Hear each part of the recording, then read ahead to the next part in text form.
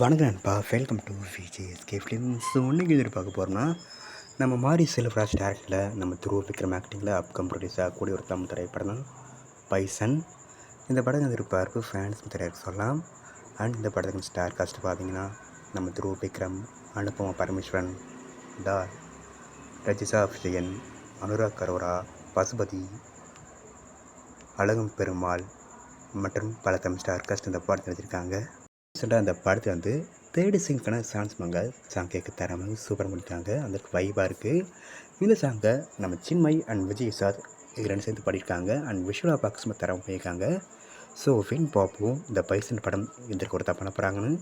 அந்த படத்தை இப்போ அக்டோபர் 17ஆம் தேதி தேட்டர்ஸ் பண்ணுறாங்க, தீபாவளி ஃபெஸ்டலாக.